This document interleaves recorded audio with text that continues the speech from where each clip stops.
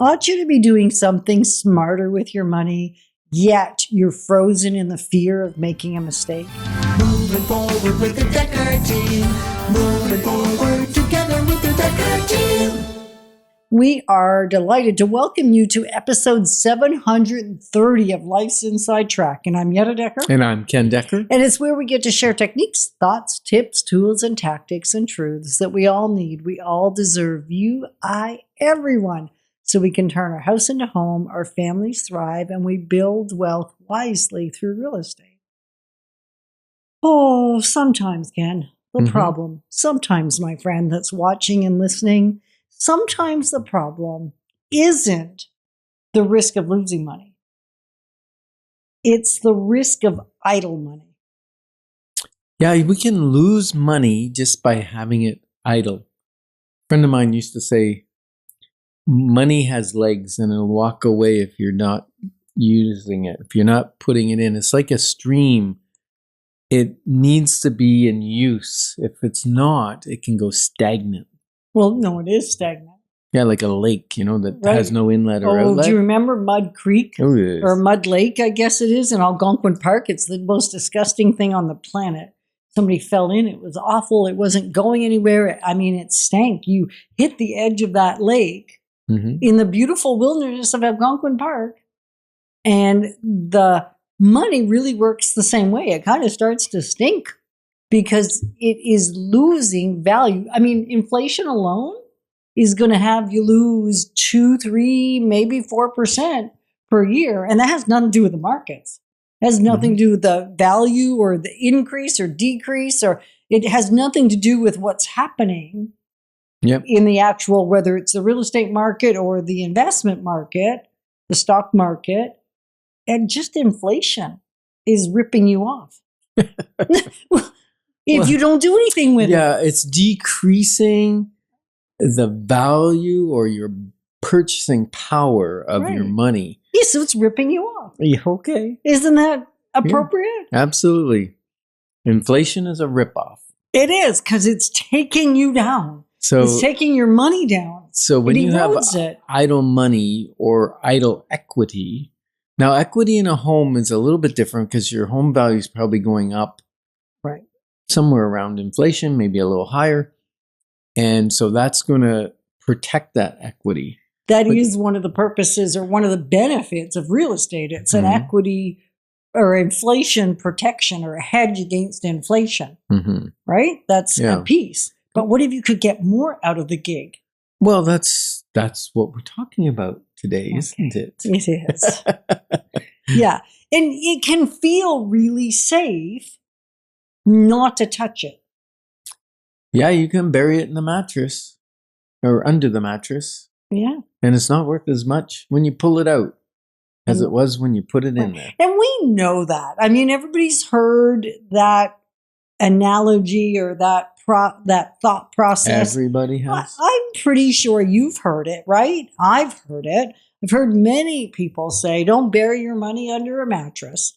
And so we don't physically do that today. That's kind of a thing of the past. And if you're under 40, you probably maybe even haven't heard that saying. That's probably true. And what we're really saying here is just because we say it, just because it's a cliche maybe today or a word of wisdom from once upon a time, that doesn't mean we act according to the cliche, especially once it becomes a cliche. And so what we're really wanting you to do is in the first couple of episodes from 2026, can't believe we're already here, it's going to trip me up at least into about March. Yeah. So third week of January. So the first 2 shows, we talked about making good choices and getting into the flow of wisdom of choice, right? So when we don't do anything with our money, we're actually making a choice. Yeah. A dangerous choice to let it go down, right? So we've talked about how do you get clear on how to get access to your money. That was in show 729. And in 728, we talked more about do we have to make resolutions just because the calendar flipped a page? Yeah. And the thing is, even like a GIC, a guaranteed investment certificate at the bank, historically, they're typically going to be a little less than inflation or very close to it. Right. So you're not actually making money in that. It's preserving your money, better than putting it under the mattress. Better. Right? And that interest is taxable at your highest marginal tax rate. So whatever you pay on your last dollar you earn is what the rate is on interest. So, if you're going to do a GIC, at least stick it in your TFSA. At least. At least. At least put it in the best place possible for that to happen. So at least you're not losing even more money when you pay the highest tax rate. Yeah, no, we were talking with a homeowner a few weeks back, and they had significant savings and also significant equity in their home. They were doing a great job of spending less than they earn. Right, of stewarding the money they had. Right. But then what they realized is they've been building up all this equity and they haven't been utilizing it. So now, if they had taken that, say, 7 years ago when they had a significant, not as much as they have now, but if they had taken it when they had that significant amount and put it into a real estate investment, the odds are they would have been making somewhere around 20% because of the leverage. They've been making 20% on that equity instead of just what their house has been going up, right? 20% per year.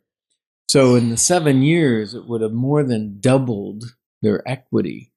So it's just the realization of that. And it's like that saying, when's the best time to plant a tree? Well, it's 20 years ago, but the second best time is today.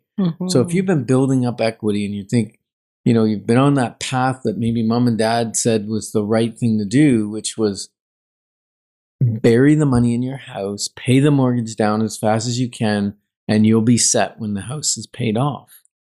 May not be the best today, the best strategy to make a great retirement. Because it used to be pay off your house, get a long-term job, work 30 years or 40 years for the government or for another company and get a great pension and have a house paid off. That was a good plan 40 years ago.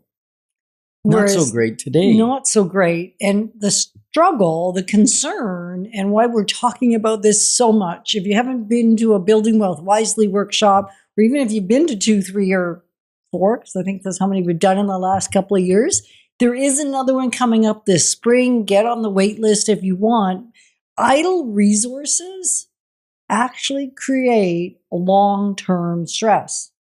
Not stress in the moment, right? Stress when you say, I do want to retire.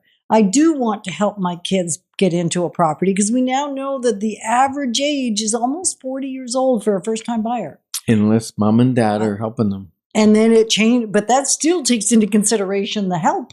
Yeah, right. The average, right?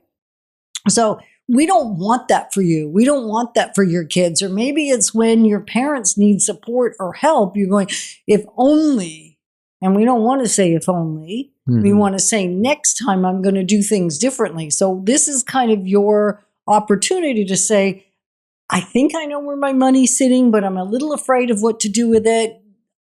Idle means I'm still making a decision.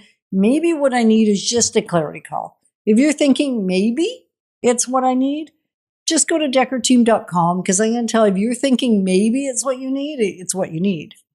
So go ahead and go to dekkerteam.com, schedule a clarity call, and let's move this forward for you so idleness doesn't bite you. Yeah, we're glad you're joining us, because when we build wealth wisely, it's, we do it because it's about much more than just the money.